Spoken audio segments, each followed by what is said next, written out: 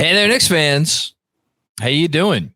It's your boy, Jon the Macri, with you for another edition of the Knicks Film School Podcast as we start the craziest week on the NBA calendar. I know my co-host is very... Well, I think he's excited because, I mean, we're all excited. We don't know what's going to happen, and crazy shit always happens. Jeremy Cohen, how you feeling, man?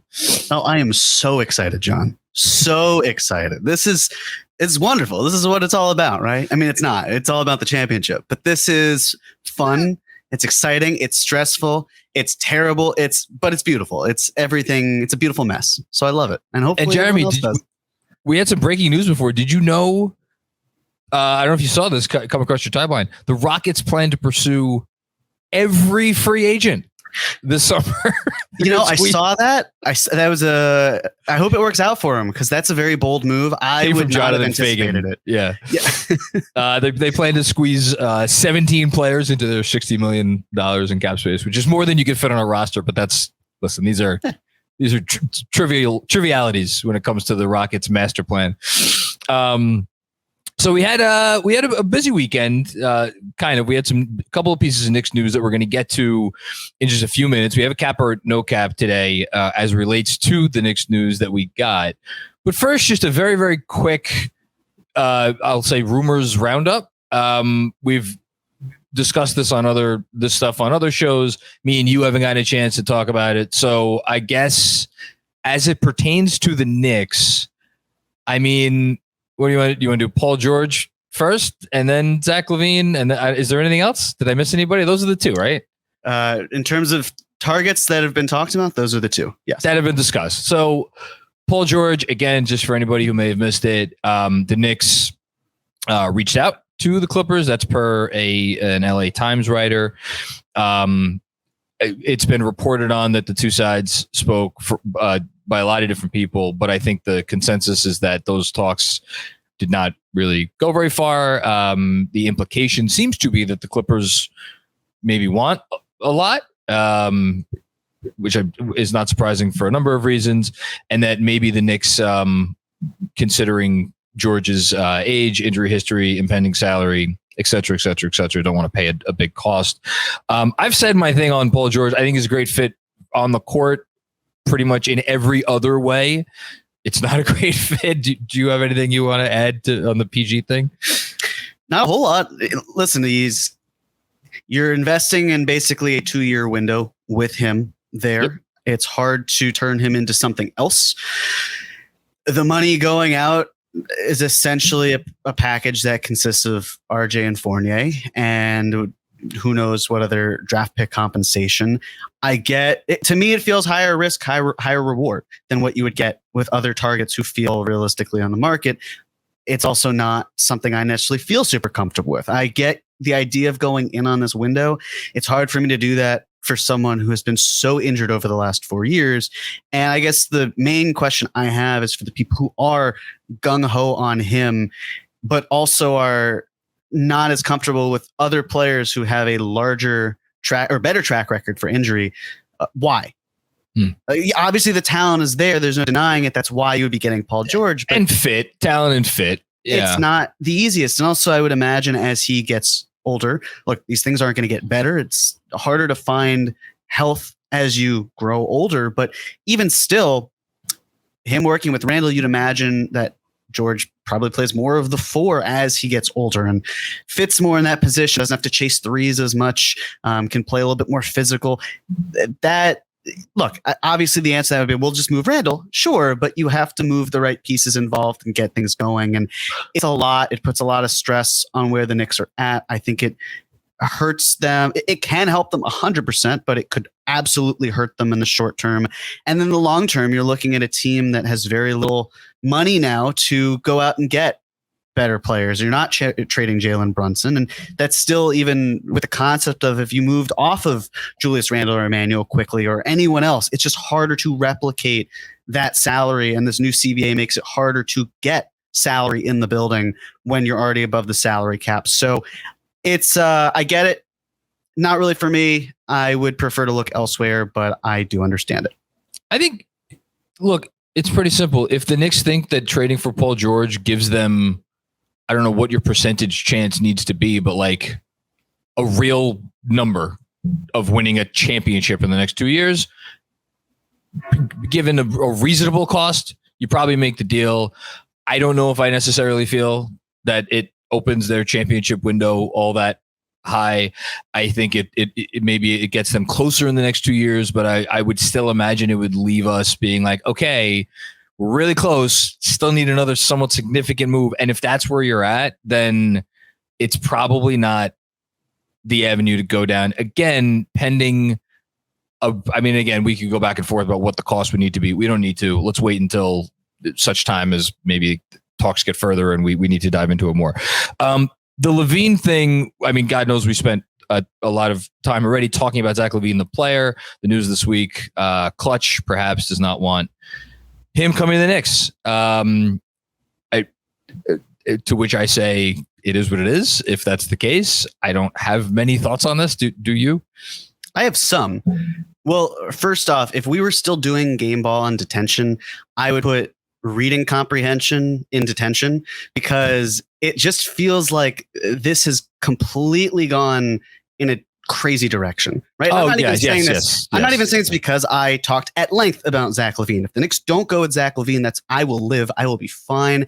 No deal is better than a bad deal. We can disagree, not you and I, John, but in general, we can disagree on what a bad deal is, if that constitutes Zach LaVine at all. But honestly, shame on the Daily News. Shame on the New York Daily News. And here's why. If you click on the original link that Stefan Bondi had in the article, at the very top, when you open up the tab, it says Bulls Zach LaVine would be against trade to Knicks source. And then when you read the title of the article, it says Zach LaVine camp would be against a Knicks trade source. And then when you scroll down and actually read the article, it says Zach LaVine's representatives would be against a deal to the Knicks, the Daily News has learned. So that's three different things that are being said. And the only one that seems accurate to me is the one that's in the article, which talks about his representation. Now, there's certainly a good chance that Zach LaVine has talked with his reps and said, I don't want to be here. And I would get that. And if that's the case, then that's the case. But that is not what's being said. It is being passed along that his representation, which is Clutch and CAA, they don't get along. Clutch, Rich Paul and Leon Rose, they don't get along. Clutch also has absolutely no say in this matter, right? Like we can talk about how this is a players league, and it's not. It's a stars league. This is always a stars league, but we can't just say, well, if Zach LaVine doesn't want to go to New York, then he's not going to get there. It's not up to Zach LaVine. It's not up to Clutch. It's up to the teams that are talking with the Bulls, and ultimately if the Bulls want to move him. And honestly, my impression from this is the exact type of article you would want out there if you're Rich Paul, if you feel like there is a legitimate chance of Zach LaVine going to the Knicks, because you're putting it out there like, no, we don't want this. Okay. I just want to be clear. We don't want this. This is what we see coming down the pike. Don't want it at all. But otherwise it just feels like something that's kind of out there. So I'm not doubting the reporting, but I'm let's make that reporting clear. That encompasses Zach LaVine's thoughts and how it doesn't really matter because the Bulls can do whatever they want with him. And that's simply that. So yeah, frustrating. And then it gets aggregated on Twitter and it's just a nightmare, and then it's misinformation. And I hate it. I really hate when that happens, but such is life. Yeah, and I just want to make it clear, like you just said it. I don't doubt Bondi's reporting for 1 second, because I think, and we should note, Ian Begley had something that didn't mention Clutch, didn't mention agency, but mentioned in his own article about the LaVine thing that there are other hurdles, potentially to a trade. And me reading between the lines, I think it's pretty clear he's also referring to the agency thing. To me, it is interesting though, because like you said, it's a stars league. I don't know that we have much precedent for an agency that may not want a star to go to a certain place that the star may want to go to. Like Clutch wanted AD to go to the Lakers a few years ago, but it seems like AD also went to the Lakers, so it's not like there was a disagreement there. I don't. And by the way, well, I don't want to go down a whole road. I was going to say New York was named as one of the potential AD destinations, along with LA, back when that whole Michigas was going on. That was also before the the Cam Reddish thing. So I don't know. Did the Cam Reddish thing perhaps upset some folks at Clutch? Maybe, but whatever. Appreciate the Yiddish. The one thing I'll say is Paul George, who we just talked about, was moved from Indiana to OKC when there was constant chatter of him wanting to go to LA. Yes, so it's not like stars have not, and there are other examples that I'm sure are out there, but and he resigned there. Removed. And he did. Everybody thought he was be gone. Right. So yeah. So it stands to reason that there is a theory that that someone like Zach LaVine could be traded to New York and then even extend and then could be moved at a certain point. But we'll see. Yeah, we shall see. Okay.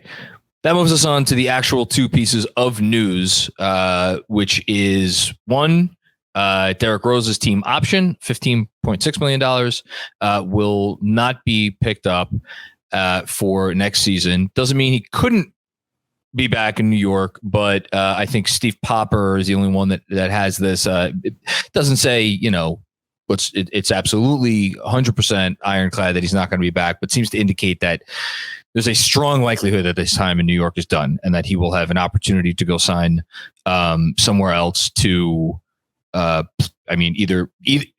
either play meaningful minutes in a rotation, be on more of a contending roster than perhaps the Knicks are, or both. So his time in New York is likely done.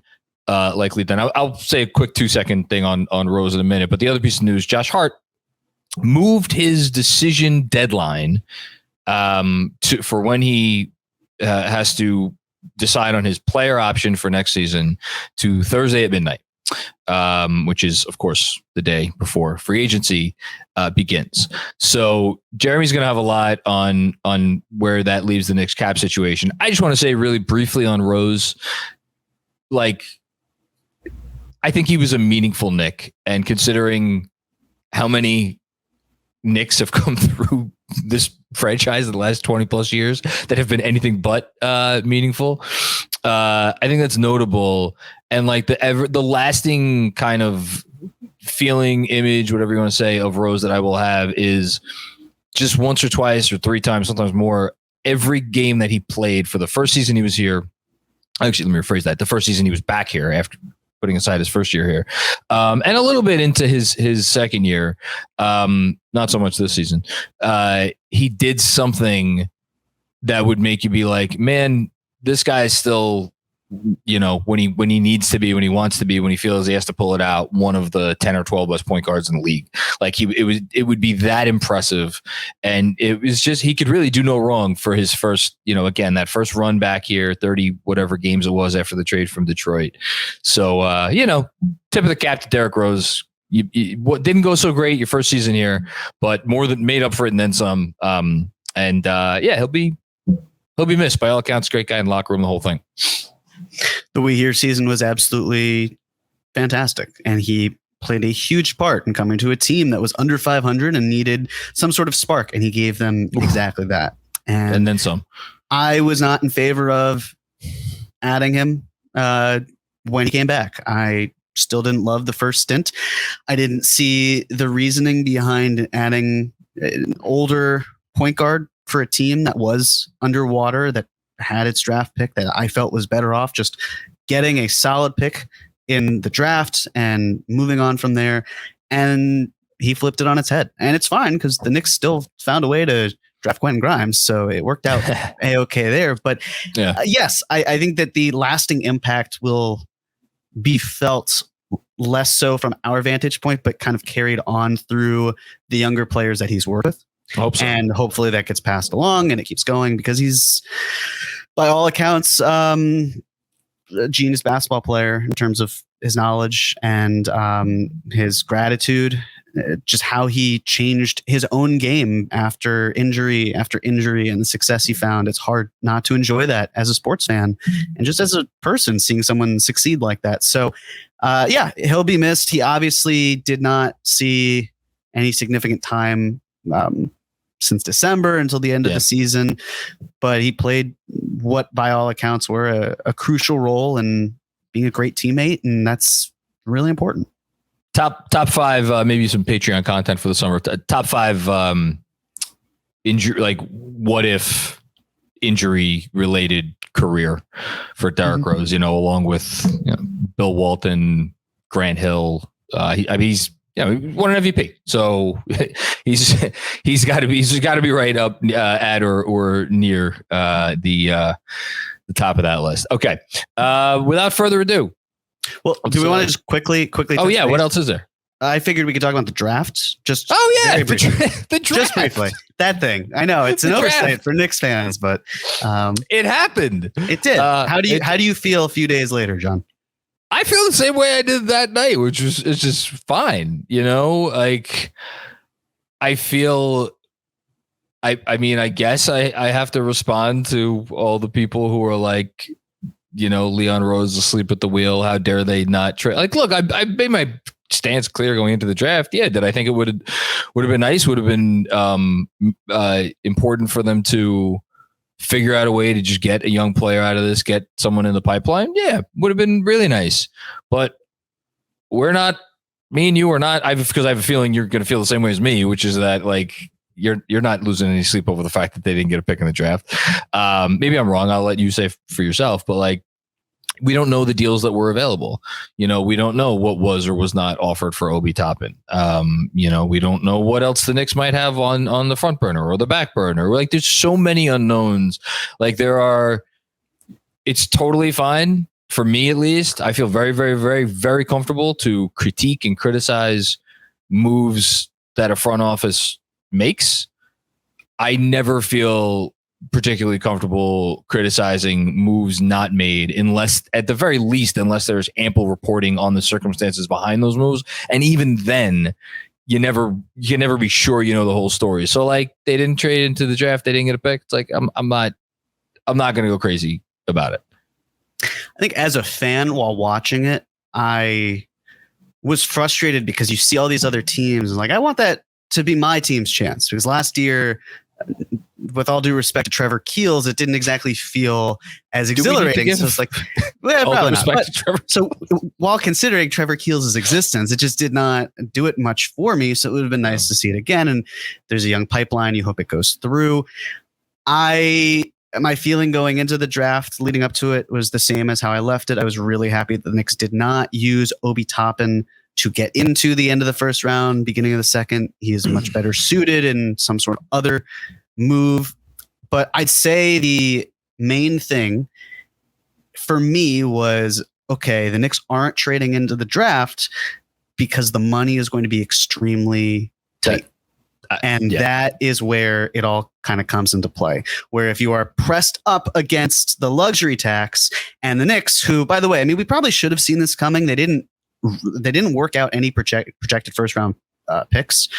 It was really kind of guys they were that we know of, but yeah, sure. I mean, they couldn't see workouts 100%, but nothing that was at least public.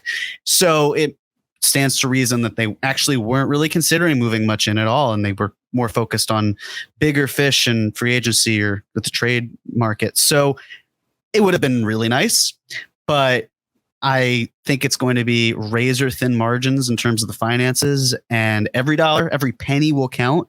And that's why I would imagine they did not involve themselves, because it's going to be close. Unless it was Toppin going out, because Toppin's due $6.8 million next year for a late first round pick, and a late first round pick will make less than $6.8 million next year. Whatever, if they got into the draft, it would have, as you just said, complicated their financial picture. We should just know very briefly. I'm not going to sit here and pretend like I know anything about this player. The kid they got, Jalen Martin, out of Overtime Elite. He's reportedly going to be on a 2-way contract. I trust the experts when it comes to this stuff. And Sam Vecini, friend of Draft Class, he was on with Chris again for a great pod this year. He had him ranked 73rd on his like top 100 list, which is like right outside your kind of draftable range. I read his recaps. Definitely a little bit 2 years away from being 2 years away vibe, but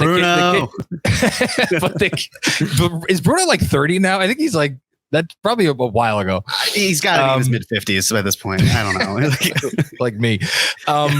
But he does seem like, if you're going to invest in a undrafted player, I mean, this guy seems like a ball of clay that has some real certainly physical abilities and defensive tools. Apparently his jump shot's quite broken, which is perhaps why he didn't get drafted. But so look, interesting guy to get in the pipeline. We'll see. Justin's APJP. Shout out to APJP is producing this. Bruno is 27. Okay, that's cool. I've never felt older. at least not 30. Yeah. Do you know I found out, by the way, just last week, Steven Adams is still 29. He's turning 30 soon. Right? That was insane to me. No, I'm not. He's turning 30 in a couple weeks. I couldn't believe it either. Crazy. Him, Tobias Harris, Harrison Barnes, these are all guys who are like, how are they this young? Because it seems like they've been in the league forever. Wow. Steven Adams, though, that's wild. Mm-hmm. Okay. That really threw me off my game. All right, let's get to cap or no cap. Sure. There wasn't anything else about the draft. The one thing I was going to say, hats off to Chris, did absolute yeoman's work in draft season. Phenomenal job. Johnny on the spot with all that stuff. Great job, Chris. Thank you everyone for tuning in. John, you were obviously a huge part of that draft. So with the live stream, thank you for doing it. So much information about all the prospects. Crazy.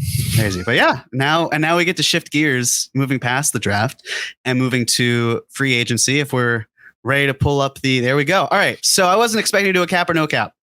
Really wasn't. I was supposed to hang out with friends last night and I wasn't feeling 100%. So I'll catch you later. And then Woj decides to drop the fact that Josh Hart and the Knicks are extending their player option. And now I'm thinking, okay, cool. What does that mean? And then I realized, crap, I gotta visualize this. I can't not do it. So I stayed up late trying to work this out and let's roll with it. So let's just keep this in mind as usual. If you're watching, spreadsheet's going to be linked to the video. If you're not, we'll still be clear. But basically, in terms of where we started, right? On the left, you're going to see essentially all of the numbers for this upcoming season. And on the right, it's all the same numbers, but the differences are I have removed Derrick Rose from the situation. And Trevor Keels and Dwayne Washington Jr., I've just renounced their cap holds to make life a lot easier.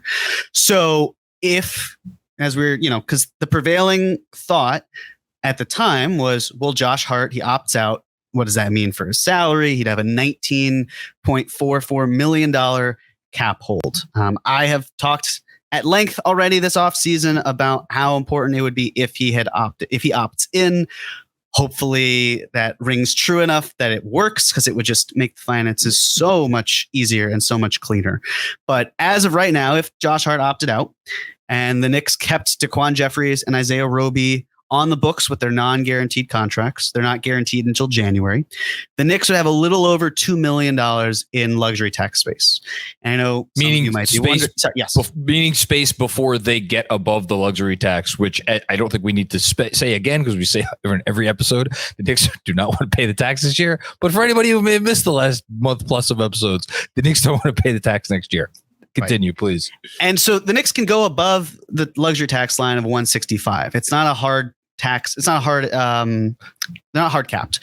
You can always figure it out in season, but it's also which teams do. They do. It's just easier to probably try to solve it in the summer, and then make your moves from there. But so the Knicks do have a little bit of breathing room if Hart opts out. But back to Jeffries and Roby, a reason why you probably wouldn't just want to non-guarantee them. Those contracts are helpful. They take up roster spots. If you removed them from the situation, you'd be signing someone to a minimum contract, likely that has the same cap hit anyway. That's where I think the rookie conversation would have made a little bit more sense, where if you got a rookie in the door, their cap hit is going to be a little less than $2 million. It's probably going to be like $1.1 million. So it says to me the Knicks actually want to work with those, at least one of those salaries in mind, probably Roby's. I would imagine both, though. So we'll finagle it, but let's operate under the assumption that that is something they want to do, because if you replace those guys, you'd just be replacing them with players earning probably guaranteed money with the same exact amount. Sounds good. So then where we could be, this is if Josh Hart were to opt in and we keep Jeffries and Roby on the books. And this creates $8.5 million in luxury tax space. That's good. With this new salary cap jumping $3 million or $2 million and luxury tax jumping $3 million, that would mean the non-tax MLE, which the Knicks have full access to, would be $12.4 million. To be exact, $12,403,000. Before it was $12.2 million, so it raised by a couple $100,000. But if the Knicks extended a full mid-level exception, the non-tax mid-level, and to be clear, you can only use one. You can't use a non-tax mid-level and a tax mid-level. It's one or the other. They're likely going to operate with a non-tax mid-level because that's what DiVincenzo or whoever it would be that type of player. So they'd be $3.9 million over that amount if they did that. So then, okay, they're still working with this. Let's say they remove Jeffries and Roby and they had Hart in there making $12.96 million with this player option. That would work. You would have full access to the non-tax mid-level exception and you wouldn't go into the tax. The problem is you'd have 13 players on the roster and you'd only have $271,171 to work with for the entire rest of the season. That is really tight. That's very margin thin. They could do it, but again, they would need a little bit more than that. You'd basically have to keep waiting, and that's just going to have 14 players at some point. That's not going to work. So it just doesn't compute, really. Any thoughts? Yeah, I did the same math this morning. I'm glad that my math checked out with your math. The only other thing I just want to note, and I tweeted this for anybody who's, God bless you, if you're not on Twitter, there was an ESPN or Woj and Marks tweeted out a slightly different number than you have, and the reason that they account for if Hart opts in, the Knicks would have something closer to $16 million in space as opposed to 12.7 like we have here, is that they are wiping Jericho Sims and Deuce McBride off the books because those are technically non-guaranteed for next year. As we are sitting here, we are under the assumption that the Knicks very much want to pick up Deuce McBride's team option because he's a really good player, and under $2 million for him is quite a bargain. And Jericho Sims, even though he is the third string center, I mean, $1.9 million for a guy that has proven himself able to play NBA rotation minutes, that's a deal that you want. So for anybody wondering maybe why our numbers were slightly different than ESPN's numbers, that's why. Exactly. And just to be clear, as I mentioned it, but you have to have 14 players on the roster. So you do this, that's fine, but you then need to move at least one player out, even if you were to run it back, just to take on less salary so you can find a way to add a minimum player to get to 14. So not the most ideal situation, but there are workarounds with it.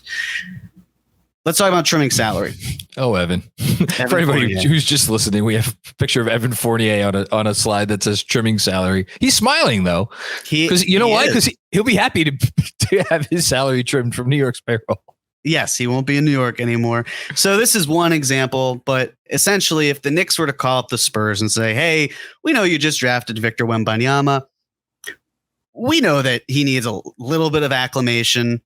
Maybe it helps to have someone who's French on the team. I'll tell you what, we can move Evan Fournier. We'll ship him out.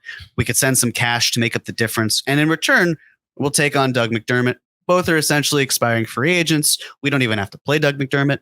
We could, but we could just also bench him because he's a terrible defender. But he would space the floor. So trade-offs. This is basically how you would find a way to get there and still sign a player like Dante DiVincenzo to the mid-level exception. Now, I'm just going to add very quickly. Well, I'll save it for a moment. This works, right? Like financially speaking, this gets you there because you've got 4, 5, 6, 7, 8, 9, 10, 11, 12, 13. You've got a full roster right here just by moving Evan Fournier out, getting McDermott in, and signing anyone really to the full mid-level exception. I just don't think this is what's going to happen, but I don't want to rule this out at all because we've seen similar things happen. We've seen the Knicks move salary and even attach picks to make it work to get Jalen Brunson, Isaiah Hartenstein. So it feels viable. It just doesn't strike me as the type of move the Knicks want to make because they want to use someone's salary, I would imagine. They want to get better, right? They want to add star talent. The drop off of $5 million or so between Fournier's salary and McDermott's salary is potentially significant to get the math to work this year or down the line. You also need to figure out a way to continue a soup McDermott if you don't trade him this year. for a star. So it's a little tricky there. I would imagine if I'm the Knicks, my preference is to still use Fournier to consolidate in some way to get a larger salary with a better player. But that means you have to aggregate. But if the Knicks really had to say, okay, we can't get someone, it's just not feasible, we can run it back, and we still need to make our quota with the numbers, this is essentially how they would get it done. The only thing I'm thinking connecting this dot, the Fournier dot, with like it's not, because you're right. It's this. I think you said it on Twitter. I don't know if you said it now. This is swapping a higher salary player for a lower salary player and paying a pick to do so is the least Brock Aller thing ever. And he still works for the Knicks as far as we know. But connecting this with the previous dot about the Knicks would be right up against it. They'd be right up against it now, but just referring to what you said earlier about you could go over the tax and then get back below it later, it doesn't mean that they would necessarily be up against it for the entirety of the season. And the reason I'm connecting the multiple dots is because if you brought in DiVincenzo and left everything else as is, right, then as many have talked about, like, you're not that you have too many rotation players, but you have at the very least a 10-man rotation on a team that seemed very comfortable playing 9-man last year. So like, to me, those three things together, like maybe like they don't want to do the best Fournier deal that's available to them right now. They have too many players in the rotation and they're right up against it. All three of those things would seem to set up, in my mind, and you could disagree, for a potential midseason consolidation move where, I don't know, is Fournier's salary going to be that much more valuable at the end of January than it is at the end of June or beginning of July? Maybe not, but I have to think there may be some more appeal to some team out there. It's like, wait a minute, we could grab a $19 million salary that gets vanquished from our books. Some team that's like wasn't able to do something this summer to lessen their cap hell situation, whatever. I agree with where you're going with this, which is that we're probably going to get this resolved in the offseason, but I just wonder if this is not a backup plan, perhaps, in their heads. Could be. The one change, and it might be the way the new CBA is working. There's some things that start now, there's some things that start later. Yeah. It's a little kind of confusing. One of the things where it's of importance, and if you know which offseason it is, please let me know. But teams will eventually, that's right. Teams will eventually have to be at 90% of the. Oh, that I think is this season. Okay. So if that's the case, it's 90% of the cap floor, I want to say, or the salary. 90. It's actually one of the two. No, 90% of the new cap floor is 90% of the cap. Right. So yes, that is so correct. What's 90% of $136 million? I'm good. I'm not that good. But we'll just assume it's an amount where, anyways, a team like the Spurs, it actually might make more sense for them to cross that threshold and do something there. That's the type of move where, if that rule is in place, it actually benefits them to do it now as opposed to waiting later. And I would imagine. When do you have to do it by? Do you have to get to 90% by the end of the NBA year? It's by training camp. Oh, okay. Well, there you go. Yeah. So then that would best time to do it, especially because there's going to be a dead period in a lot of August and September. And then you get to training camp in October or late September. It'd probably be now. So this is certainly a part of it. But let's talk about additional ways of trimming salary. And of course, I've got Obi Toppin here. Ian Begley talked about how if the Knicks can't find Obi a role on the team, they'll work with him to explore other avenues. Before I talk about Obi and the role and everything, can we just talk really quickly about the whole CAA nepotism angle that's been floating about online? I thought you were going to go in a different direction there. No, I thought because you, the report that you just referenced, you actually just said it, unless they could find more time for Toppin. There have been some people that have been wondering, because again, as we always say, Ian never says anything by accident. He never says anything offhandedly. So like the implication there would be that, okay, well, what is because we've talked up and down about this for 3 years past Obi Toppin getting minutes. So like what thing could happen now all of a sudden that, that could lead to Obi Toppin getting more minutes here in New York. And I don't know. I don't have an answer. It just seemed interesting to me that he said that. Yeah. Look, just maybe I read too much into it. It felt to me as though there will be some sort of move involving Obi because, like you're saying, I don't see how those minutes materialize, especially if the Knicks add someone with the mid-level exception, which is why Hart would be opting in. So now you're going to a 10-man rotation. There are only so many minutes you can have. His role is not going to fundamentally change. We've been down this road how many years? 3. No, so I'm with you. But the one thing I just want to say in terms of representation was there's been this whole thing in terms of CAA and the nepotism and the Knicks and all that. And I'm just thinking, well, if there were legitimate nepotism, wouldn't Obi Toppin, whose client is, or whose agent, is Sam Rose, Leon Rose's son. He's by not playing there, he's essentially losing money. And that's money that is hurting the agency's bottom line. And that's money that hurts the commission of Sam Rose's bottom line. So if there were legitimate bouts of nepotism, not to say there aren't connections, there are obviously connections there. It's CAA. It's one of the largest, if not the largest basketball just agencies in the world. But you would think that there would then be a pressure to play Obi even more. And that just hasn't happened because he has not been able to appear on the court for XYZ reasons. Part of himself, part of it being Tibbs, part of it just being everything the Knicks have done. So I don't see anything changing at all. I just thought it was kind of the thing you would say if you were kind of leading up to a trade. I don't think getting Jacob Toppin on a 2-way contract means anything in terms of keeping Obi or going. If anything, that could be like, if you had to pick a direction, it's like, well, look, we're doing the Toppin family right. We would find him the right place. We're still getting a Toppin in the organization. What it felt like he can take number 1. All those jerseys still work great. It's fine. But other than that, it just doesn't feel real in terms of what his path here is moving forward. So I'm going to operate under the assumption that he's moving. I think the reality of it, and I'm not breaking any news here by saying this because it's been talked about amongst many corners, including on this podcast, but like, I think key figures within the organization may not always be in agreement about all things. And I think example 1 of that is Obi Toppin, and his usage and how much he should or should not be playing and the role he should be playing and all those sorts of things. These things tend to get swept under the rug when you're winning. So I don't know. I don't have anything else to say about it. So we just pretty much talked about all of it. Don't really know what's going to change, barring an injury to Julius Randle. Not a lot of minutes, not a lot of opportunities for Obi. And the idea of, can you move Obi and still clear space to use the full non-tax mid-level exception?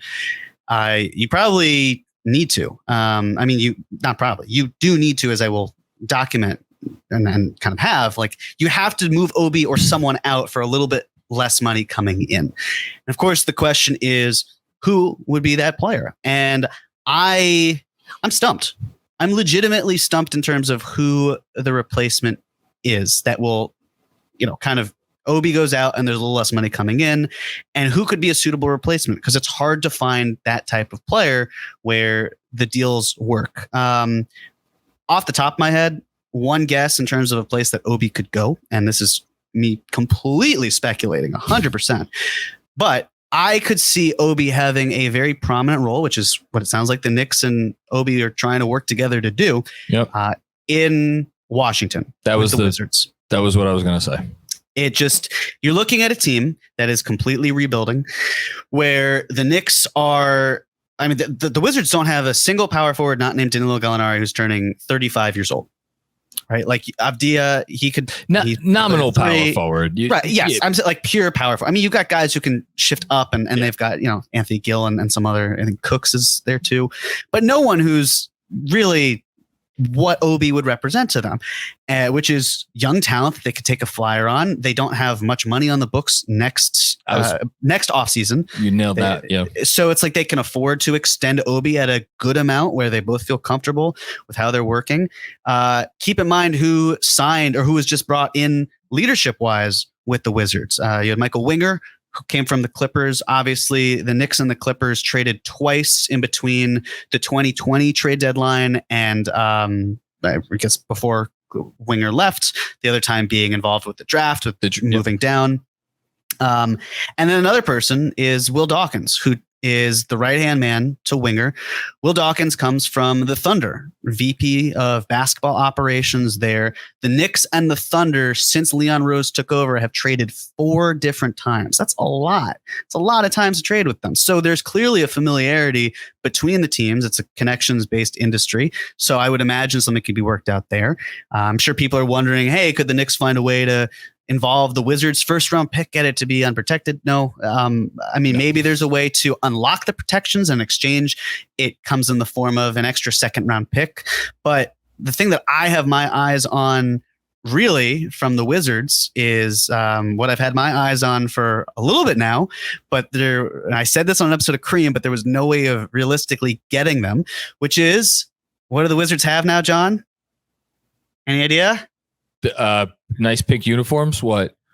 Sure, those are nice uniforms, but they hold the Suns' second round future. They traded away the 2028 Suns second round pick as part of moving up to get Koulibaly, but they have like all of these Suns second round picks. And what has Brock Aller done a really good job of? He has found picks of teams that he feels will be vulnerable in a few years, where those picks will be probably in the early to mid 30s. And if they feel like those picks are not going to be good, they trade them out. Like when they traded for the 13th pick and got Jalen Duren, and then involved the, like Timberwolves second and other picks that just maybe weren't as good. So if you're finding a way to move Obi out and you can get some sort of salary back that's a little cheaper, it's tricky to do with the Wizards because Gallinari makes $1,000 less than him. It's that close. It's not going to be Denny Avdia probably because he's also eligible to get paid, and the Knicks would want someone who's either an expiring salary or rookie contract.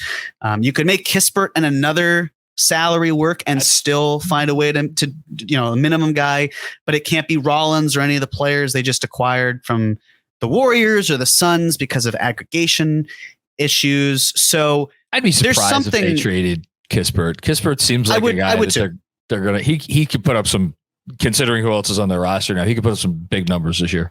Exactly. But it's hard. Again, it's hard to find a suitable replacement for Obi and where the math works and someone who's available and on a favorable contract.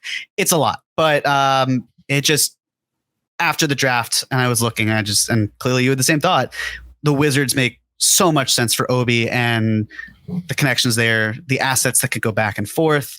Because the Knicks decided on draft night that their future picks, their future seconds mean more than a pick in this year's draft. And I can't knock that. And having access to the other better seconds in another trade, it's not the 8th overall pick, but that's not what Obi is anymore. He's Obi Toppin, and just have to kind of make do with that. That to me, when balancing all these other things, is the best alternative. I'll just throw it out there because the Knicks were alleged to have been interested in this player before last year's draft, which is Johnny Davis. The current Wizards regime, after Johnny Davis played like 8 minutes last year as a rookie, has nothing to do with drafting Johnny Davis. So if they're inheriting him and they're looking at this, at the situation, based on where these different teams, folks are coming from, I'm sure that they have some intel on Davis from last year's draft cycle. So like, if there's still interest there on the Knicks, I wonder if there would be something built around that. But who the hell knows? Just wanted to throw that out there. They'd have to really trust Isaiah Roby to handle backup 4 minutes. They just don't have the infrastructure to support Davis at the big league level. So he'd be in the G League the entire year. Right. So, but even then, now, the issue is you're burning a whole year of his rookie contract. So now it's a second year or halfway through his contract. It's tricky to kind of do. So possibly, it's certainly outgoing salary would check off the box of the Knicks are able to at least duck the luxury tax. But I do wonder if they're going to try to find more of a 4, but we'll see. So that's kind of the OB conversation. We talked about Fournier and that. So now let's look at stars. Okay. Because we can't not talk about how this might impact getting stars. So before we do that, though, I want us to make some assumptions. First, let's assume Josh Hart accepts his player option and the Knicks sign Dante DiVincenzo. Okay. I've said DiVincenzo before. It stands to reason that why Hart would opt in would be for one of his Villanova friends and Jalen Brunson's best friend to be there. So let's assume that, and then he signs for the full non-tax mid-level exception. And then this is more of a side portion of it, but I would imagine Ryan Arcidiacono would return as an end-of-the-bench player. He would probably fill the same role that he had before, which was his own role, but also once Derrick Rose was removed, I mean, they had the same opportunity, really. So while keeping those things in mind, and we don't have to keep Arcidiacono at the forefront, let's work a little bit backwards. So if these things are happening, then what stars can the Knicks acquire while still signing DiVincenzo and without going into the luxury tax $165 million? So I've looked at 4 stars and their salaries and try to analyze them. So I've got Paul George, who's making $45.6 million. Zach LaVine making a little over $40 million. Karl Anthony Towns making $36 million. And then Zion Williamson making $34 million even. And before anybody yells at us, this is just, we're looking at the numbers. That's all. Yes. Just looking at the numbers. And that's all. Just the numbers. Yes. And you have to send more money out than receive in because of how close everything's getting financially. So with Paul George, as we'll see, it's tough, but it's manageable. You can do it. And with LaVine, Cat, and Zion, it is manageable. You can do that for all of them. So I'm going to run through each one briefly in terms of how you get to that point. So the first one is Paul George. And for all of these, we are completely ignoring pick packages. It is not relevant to what we're talking about. We just want to find out the money here. So in order for the Knicks to make the money work with Paul George, if Josh Hart opts in and DiVincenzo signs for the full non-tax mid-level exception, the Knicks would need to trade RJ Barrett, Evan Fournier, and Obi Toppin. And additionally, they'd have to non-guarantee Daquan Jeffries and Isaiah Roby. The problem is that would leave them with 11 players and only $3 million to work with in terms of luxury tax space. That is really difficult to work with. That's incredibly tough. I mean, how are you going to get to 14 players by the start of the regular season and you only have $3 million to work with? That's not going to really happen. So now you're looking at, okay, are we moving out other salary? How are we getting there just so we can get to the luxury tax threshold and right below it? And I'm sure some people are thinking, why is it the Knicks are even doing it, right? Like, why is it that they have to care that much about the luxury tax? They just do. That's just where their operation or their head is at. I would imagine they exceed it next offseason, but this year that's where they're confined. So I'm not saying they can't acquire Paul George. I'm just saying it is really difficult to do it. There's obviously the prevailing thought of, what if I did Julius Randle instead of RJ Barrett? And you could certainly get there, but I also I'm trying to operate within some realm of possibility. You saw that podcast. You know how Julius has felt here. Like if the Knicks are moving someone to get Paul George, it's not Julius Randle. No. And we can disagree with that, but that's simply just how it should be perceived for so many reasons. And the Knicks sticking by Randle through thick and thin for the last 2 to 3 years, at least this front office. So, any thoughts on this? Yeah, I completely agree with the Randle part of it. Yeah, I mean, I agree with you that it obviously would be, this would be tight, right? But just looking at the roster, theoretically in this scenario, right, you would have a starting lineup with George in place of RJ Barrett. Everything else stays the same. And then coming off the bench, you would have quickly Josh Hart, DiVincenzo, Isaiah Hartenstein, and Quentin Grimes. So, and then Jericho Sims and Deuce McBride as your 11th and 12th men. So I get that you do have very little money to find your, what would that be? Your 13th or 14th men, right? Yep. and no one to play behind Julius Randle. And you have to assume Paul George is going to miss at least 20 to 30 games, most likely. I mean, the Knicks, I feel like in this scenario would basically be, it would be a couple of things. It would probably mean Paul George is your backup 4, and you'd have to get creative with your rotations that way. But you would have this 10-man rotation, and like you just said with Paul George, you're counting on missed games there. So like, if guys, but also, man, when Paul George is healthy, he's gonna play. He's gonna play minutes. He's gonna play at least RJ Barrett's minutes. Actually, no, I shouldn't say that. Maybe he plays a little bit less than RJ Barrett's minutes. Maybe they actually get conservative for once. Maybe they get conservative with Randall and Brunson too, because bringing another legit star in, maybe Thibodeau wouldn't feel during the regular season, at least they would have to push those 3 quite as much. I don't know. It would leave me with some questions, but I can't sit here and be like I don't think that they would do this purely because of that issue about the back end of the roster. I think they would not do it for other reasons, perhaps, but I don't know if that would be the reason. But it's a point of consideration for sure. Yeah. For me, it still has to be the depth or the lack thereof, because you have to rely on your depth in the regular season. It's the playoffs where the depth really doesn't matter as much. Yeah. And you need suitable players who can be winning players that are able, Tibbs isn't going to feel comfortable not playing his best players if he doesn't feel like he has suitable players behind them. Like Obi Toppin, he's been healthy. He just has not. I mean, he obviously missed time this past season with his knee or his leg, but it's not like there was a lot of trust there. And now if you're excising him from the roster, there's even less trust behind them. It just feels like the roster's kind of stuck together with some Elmer's glue and a little bit of hope that it all hangs on and you can get there until the end of the regular season and be healthy and stay healthy and be good enough to win a title. It just doesn't. It's too top heavy to me. And, it's top heavy. There'd have to be other decisions made here and I just don't see where they really are. It's top heavy, but it's talented.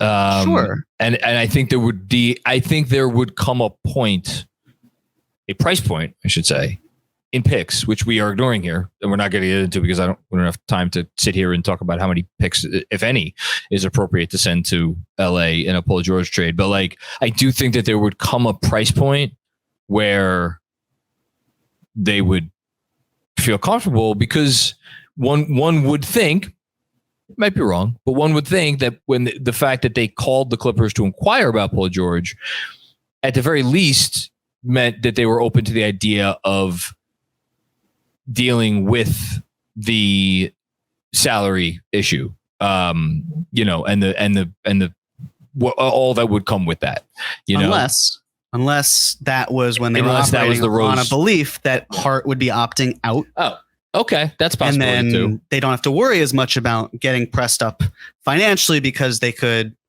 work it out that way. Because now they're not adding DiVincenzo's salary into the mix here. I see what you're saying. So basically, they would do the trade without worrying about the mid-level. Correct. Or they would sign someone for less than the full mid-level. Okay. Like if it were again a Keita Bates Diop type where you're signing him for $6 million instead, then you could still make the math work. This makes sense. It's the full mid-level exception and Hart opting in that's still more money being allocated that wouldn't have been under consideration under the Hart opting out and a KBD type player. Well, we'll see if we hear anything else about Paul George. Part of me thinks we won't, but I agree. I don't know. So the next salary in terms of highest to lowest on that list was Zach LaVine. So this is just an example. I'm just being honest. I do not want this. Don't want this trade. Just putting it out there, and I'll tell you why. Zach LaVine for RJ Barrett, Evan Fournier, and Emmanuel Quickley. This would still have the Knicks at below 14 players. Again, big reason I don't want this is because if you move both of them, you are taking away continuous soup for next year as well. I can understand moving one. I can understand moving the other. I could not understand moving both. I also question how Barrett and LaVine would fit together defensively, especially if Randall's here and Brunson, who will be, but different conversation. If the Knicks did exactly this, they would have 2.9, really about $3 million in luxury tax space. But again, and this is with keeping Jeffries and Roby. Again, I just don't see the Knicks doing this. I don't see them moving both of those players because each is integral from a salary perspective for different reasons. I don't see the Knicks. Let me rephrase that. I don't see the Bulls doing this unless there is. I don't see the Bulls doing this unless there's not significant draft compensation involved, but enough draft compensation to make the Bulls feel like it is a deal that they cannot turn down, the proverbial offer you can't refuse. And I don't think the Knicks are adding. I think if the Knicks are sending out RJ Barrett and Emmanuel Quickley for Zach LaVine, I think that is what they're sending out for Zach LaVine. Other than some protected picks, maybe their own 2024 selection that is 1 year and then it converts to seconds or something. And the Bulls are sending signals that's not going to be enough, but who knows? Yeah. I would imagine because they've loved Quickley in the past and RJ's still a player they can rally around and who knows what direction they're going. I would imagine with a lighter pick compensation, they'd be okay with this, but I get it. But I want to take this framework and swap one player out for the other. I want to swap Emmanuel Quickley out and have Deuce McBride in. And the reason I want to talk about that is because, again, this is then where heavier pick compensation would come into play, but I don't want to talk about the picks. That's really theoretical. This would have, if the Knicks did that and kept Obi Toppin and Jeffries and Roby there would be $650,949 away from the luxury tax, and they'd be at 13 players. You can't sign an Exhibit 9 player with 13. You have to have 14 players on the roster.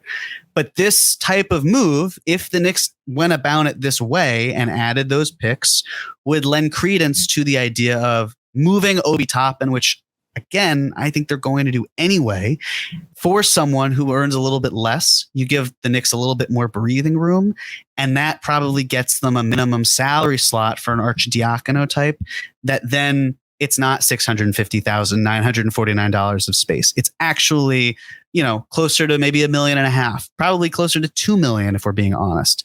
So that's where I would imagine the direction they go if they said, let's make a trade.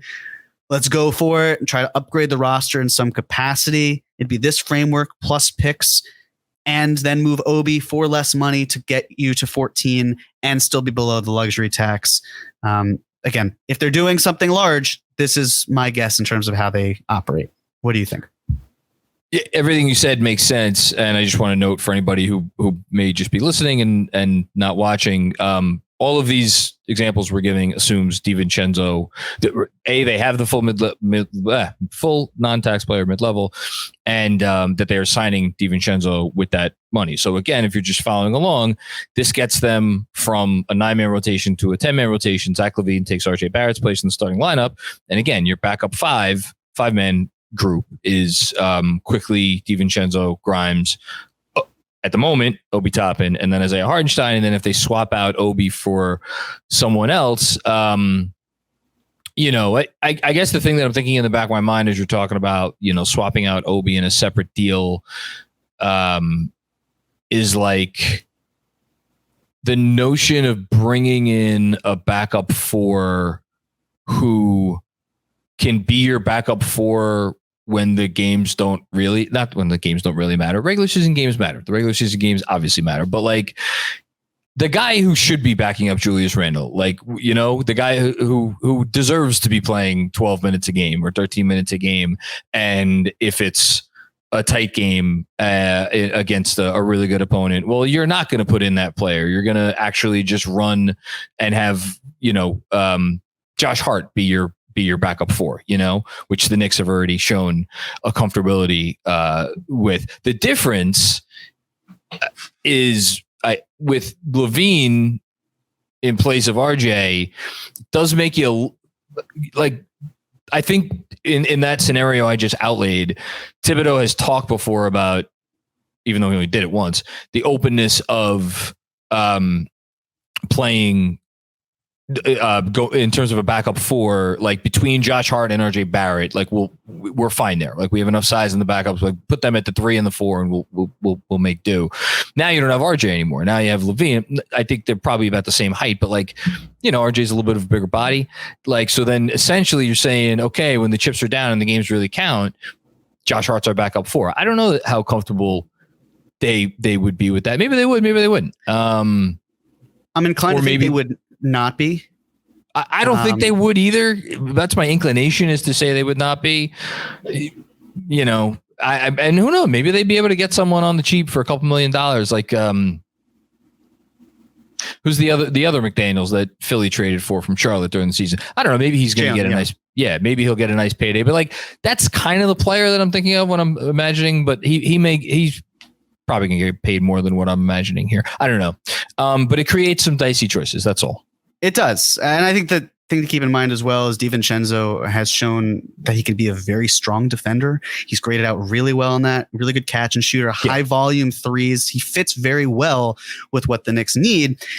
The question then, of course, comes down to you put him into the rotation. Either someone has fewer minutes or someone maybe has no minutes at all. And we talk about Obi Toppin and his minutes and how, look, the Knicks don't have to move him at the offseason. They can wait until the deadline, but then you're messing with his money. And the Knicks aren't going to mess with his money to the point where if there's no role, they'll move on. And the same can be said of Emmanuel Quickley and Deuce McBride. One of them is going to be left out in the cold, assuming they're still on the team. And it's not going to be Emmanuel Quickley. So it's the premise of if Emmanuel Quickley is not on this team anymore and Deuce McBride is able to then graduate to the rotation, or which I think is, again, the simplest. You keep Emmanuel Quickley, you extend him here, and the player you're moving is Deuce McBride, because then you have the capabilities of going in with a really strong 10-man rotation, and you work with it that way. And Deuce needs an opportunity. The Knicks don't want to not give him that, and the Bulls haven't had a point guard in forever. I'm not saying Deuce is the point guard of the future for the Bulls. No, but there's something to be said, especially if you're the Bulls and you're cost conscious, about, do we want to bring Kobe White back for $10 million? Maybe. Do we want to bring back Kobe White and have Deuce McBride? Perhaps. Do we want to have Deuce McBride and sign and trade Kobe White somewhere, or not have to pay as much as he earns? Maybe that's an option too. And the other thing too is, I know we've talked about him before, because I thought Deuce might get an extension if he were to stay here, but I don't think he'll stay here. And you've got Mr. Rokas Jokubaitis waiting right in the wings, where if you needed him, if next offseason there's a consolidation trade, and it does happen to evolve Emmanuel Quickley and his salary, you have Rokas able to come over. There is an open spot. That's what he wants. It's an open rotation spot to do it that way. It was never going to work that the Knicks would be able to roster Quickley, McBride, and Jokubaitis. No. The easiest solution right here is to move McBride out, have Arcidiacono as the emergency point guard, and kind of thrive there. But in order for this all to happen, Knicks still need to move Obi realistically to shave some off the payroll to get him under the luxury tax and get to where they need to be. Just regarding Deuce, I'm not surprised at all that there was a report from Ian Begley that came out this week that the teams were calling about him. I'm sure his representatives don't mind that, because he's a year away from, his contract being up. And again, not saying he's the point guard of the future, but he's done enough to show he's an NBA rotation player. So, if I was his agent, I'd certainly want him to try to get a chance to show what he could do in a potentially a larger role somewhere else. I don't think it's a coincidence or an accident that was reported, by the way. Like, I completely trust what Ian's saying, and that doesn't get out there by accident. Nope. So we've talked about 2 stars. Let's talk about the third. This is Karl-Anthony Towns. I hated putting this one together, not because I can't stand Cat, but because the salary matching is a mess. It is trying to get to a point where you have more money going out than you have coming in, and you're involving Cat. And I understand that people might think, hey, move Mitchell Robinson instead of Julius. And the Knicks love rim protection. They love it. They're not going to see Cat as the 5 of their future when what he operates, gives you at the defensive end, is just poor rim protection. I would like my objection noted for the record. I don't think that's as much of a done deal. Okay. I know how important rim protection is to them. I know easy. too. It's easy to say that Tibbs and Cat could get along when they are not working together. I choose to believe that this would be a disaster on the defensive end. And it would be the antithesis of how they've operated in the past. But so I wasn't going to involve Mitchell Robinson here because it's not something that they're conceivably doing. But even still, if you had to make the math work where you could get enough salary out there, it's Karl-Anthony Towns and Taurean Prince for Julius Randle and Evan Fournier. I'm telling you all right now, the Wolves do not do this deal in a heartbeat. They don't do it at all. It's a bad deal for them. Even if you put a bunch of picks in there, it's just not a good deal. It's more, you can't really get what we're trying to accomplish with the money where it works in that sense. And I've said this before, and I'll say it again. I don't think there's a chance in hell the Knicks are sending Julius Randle to Minnesota. I just don't think they're doing it. For a player like Cat, I would agree. So yeah, again, you could probably just make this work, but it's not going to happen because this is a bad deal for the Wolves. And that's where the money gets tricky and why I don't necessarily think it happens. But if you want to advocate for Mitch instead, just napkin math is that Mitch and Fournier for Cat gets you really close. So is it Mitch, Fournier, and Deuce, Mitch, Fournier, IQ, whatever it is. I hate it. I really hate that deal. I've tried to talk myself into Cat, write my way into Cat. Of all of the guys that we're going to talk about right now, including the next guy, he's at the bottom of the list.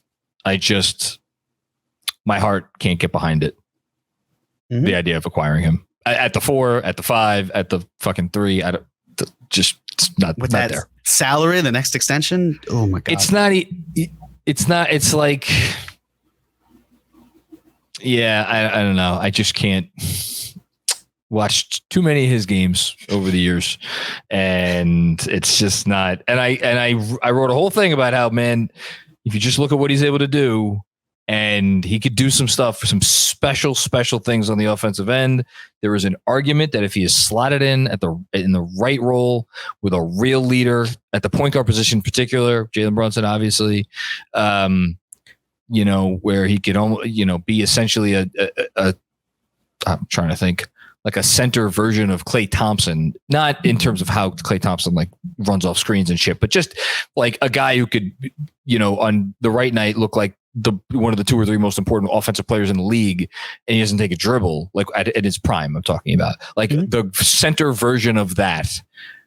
But then there's the other side of the ball, and Klay Thompson, man, that dude could defend like a motherfucker when he was at his best, and he still can actually, by the way.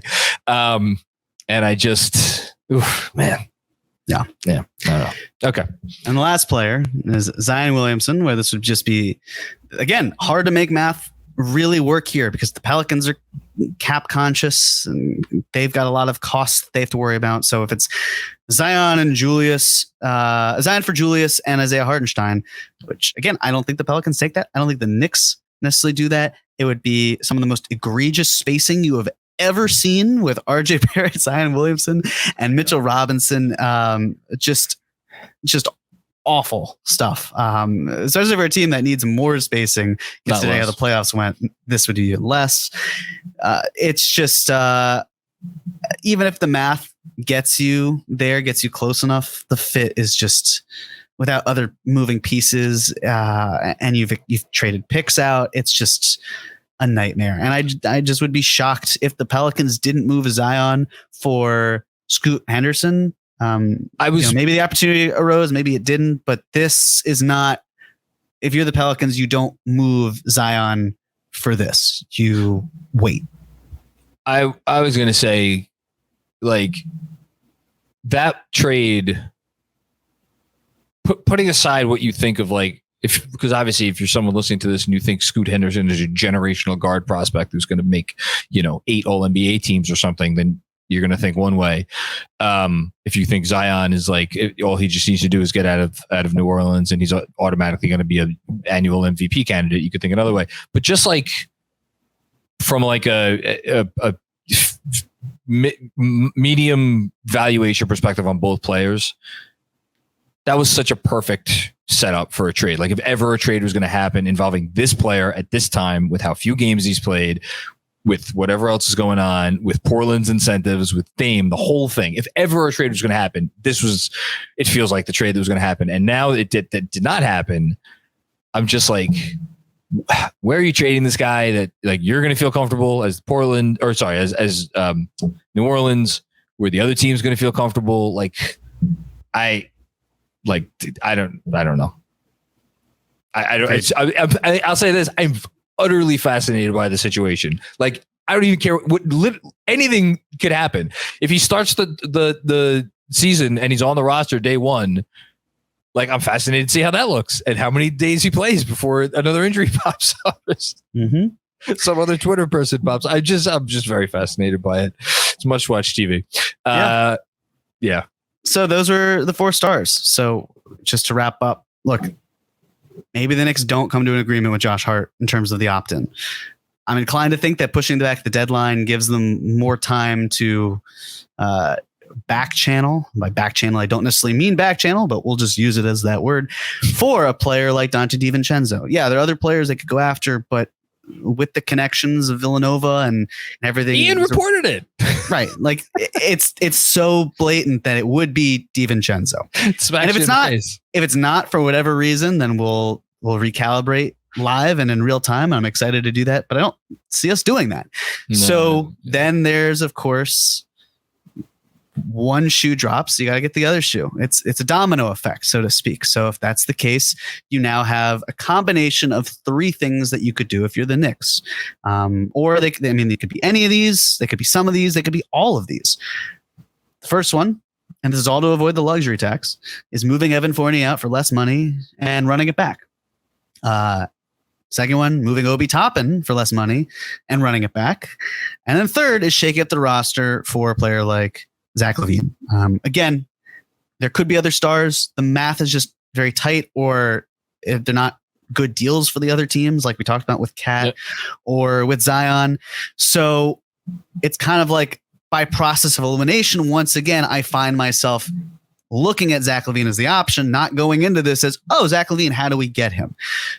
That's where I'm at. If the Knicks just run it back and clear enough cap space clear enough luxury tax space where they're fine, great. That's fine. Bad deal is worse than no deal. Bad deal is worse than no deal. I'm skeptical. I think they do something with all 3 of these in some variety. And I think we're looking at an improved team, a team that has a lot better spacing, a team that's better set up for the future. And it really then comes down to the picks, which jury's out on that. The thing I keep coming back to is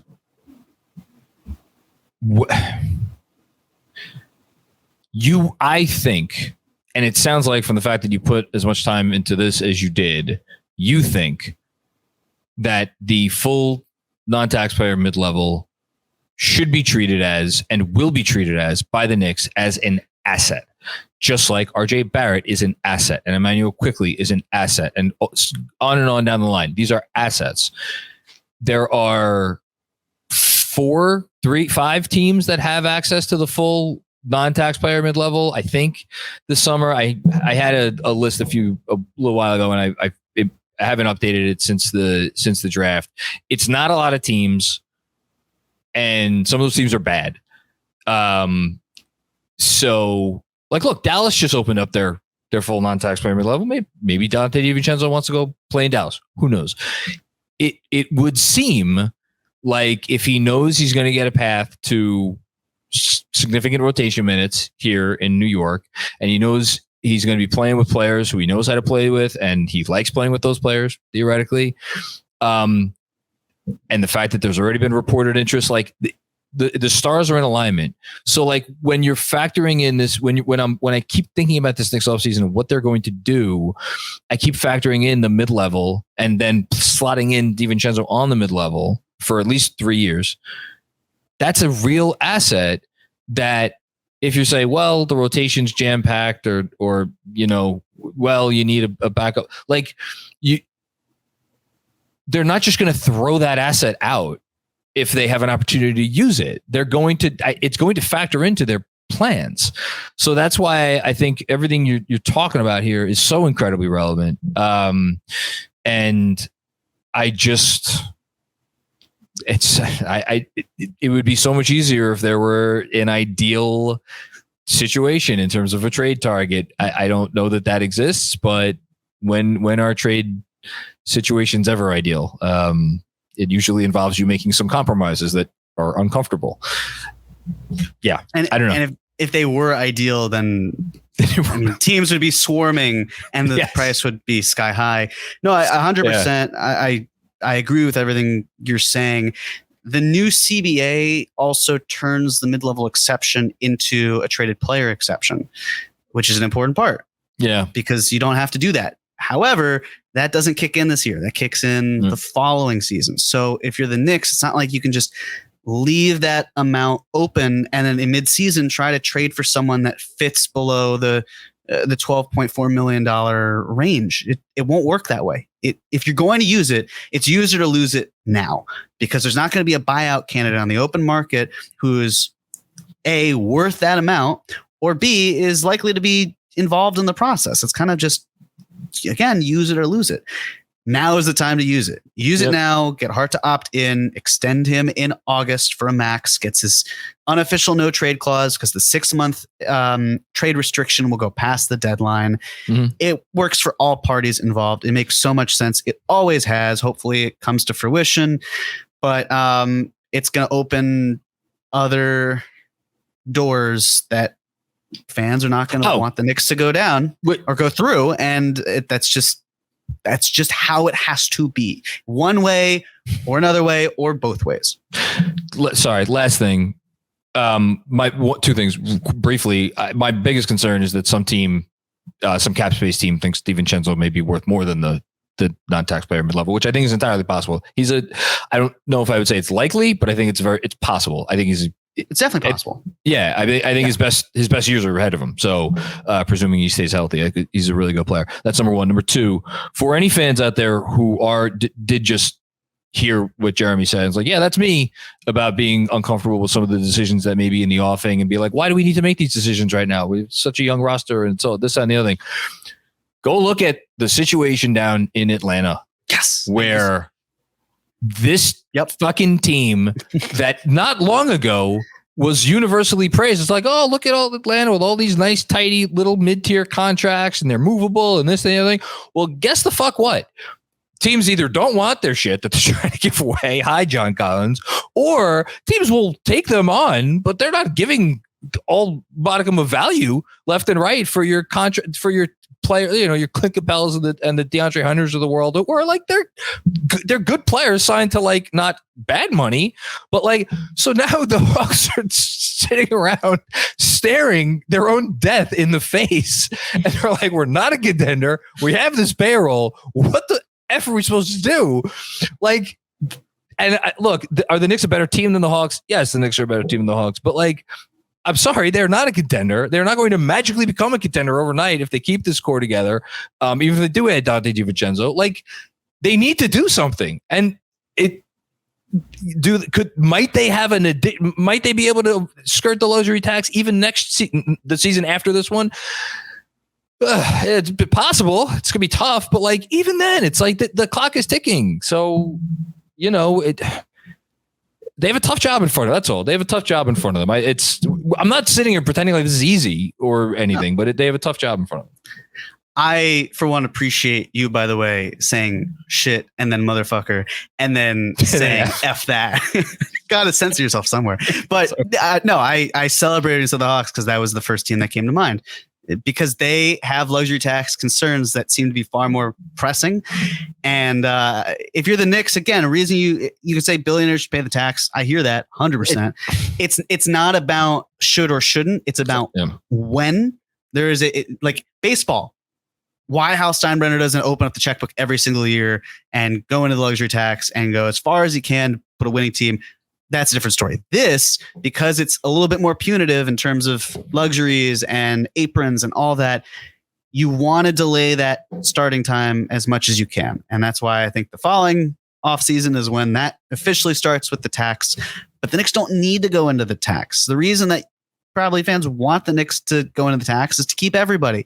And you're never going to keep everybody. And the Hawks moved Cam Reddish for several reasons, but one of them was they felt that he wasn't the best of the group. The other, they didn't want to pay him. And there's a reason now where he didn't work out in New York. He's in Portland. Portland can give him an offer because he's not going to get a ton of money based on where his value is, all that stuff. Like, that's the one move they did that made sense for them. But now they've got all these contracts and they felt that they could move any of them, and they're going to have to do a bad deal to get under the luxury tax mandate. And again, I don't see the Zach LaVine option as a bad deal, depending on what the Knicks give up in terms of pick comp. That's the key, and that is, and we will read and react to that if and when it happens. If it doesn't, then we won't. But yes, I'm very glad you brought up the Hawks. Yeah. I mean, we say it all the time, or we imply it all the time. Unless you are lucky enough to be the Spurs and draft Victor Wembanyama, who is probably going to make an all-star team as a rookie, team building is very, very, very hard. And it always involves difficult decisions. And that's all. We don't have to say anything else about it. It's the Knicks have a big summer ahead of them. They really do. Okay, Jeremy, this is great. I'm really happy we did this because I think it sets the stage perfectly for the week ahead. And hopefully, my hope, and I think you share in this hope, is at the very least, if the Knicks do something or a rumor comes out and you disagree with that thing as why would the Knicks be thinking of doing this? I hope what Jeremy went through adds at least some context to perhaps what they are thinking and why they're thinking it and why they're looking to do what they may be looking to do. Anything else before we get out of here? Busy week ahead for KFS. Oh, yeah. So you always do this. I always forget to promo what we're doing. That's why we're a team. Yes. Got your back. We are going live a lot this week. We're going live. I'm going live during the day for KFS lunch break, which is scheduled to be Monday, Tuesday, Wednesday, and Thursday. I believe we're going to try to do that at 12:30 every day. Although, as you're listening to this, the Monday time may slightly adjust. I haven't told Andrew that yet, but there we go. It's on. Justin was kind of put on the screen. Yes. Okay. All times in Eastern Standard Time. Eastern Standard Time. So yeah, supposed to be me 12:30 every day. And then so we got Benji and DJ Zulo live 9 p.m. Tuesday. You Monday. No, they're Monday. Monday. Sorry. I should learn how to read. They're going to be live at 9 p.m. on Monday. Tuesday night, you, Jeremy, are going to be live at 6. Chris Persianen live at 7. Wednesday, we got, I still can't believe this is happening. Fred Katz of The Athletic is scheduled to go live for us at KFS at 8 p.m. on Wednesday night. And then we got a very special, first time ever, I think, live show of the Casuals at 7 p.m. on Thursday. And of course, it all leads up to me and Jeremy being here. I believe we're going to jump on at this. The plan is for us to jump on at 5 p.m. on Friday, which will be 1 hour before deals can become officially reported. And of course, no NBA teams or agents will talk to anybody before 6 o'clock on Friday. It's not going to happen. Yeah, it's going to be crazy when Shams and Woj tweet out that players signed, and the players and their agents and their teams didn't even realize that they were communicating about it. It's like, oh yeah, I guess I'll take however many $1 million. Sure, that's fine. So we have a huge week. Just hop on the KFS YouTube. If you're not already subscribed to the KFS YouTube channel, please subscribe to the Knicks Film School YouTube channel so you could be a part of all of this. And obviously, thanks for checking out the pod. I think that's it. Did I forget anything? I think that's it. Okay. Thank you, Jeremy. Thank you, APJP. Thank you, Andrew Claudio, who hopped on for the first few minutes of this and has since gone on to do better things. And thank you all for listening. We appreciate your patronage as always, and we will be back with more fun and games very soon. Peace out.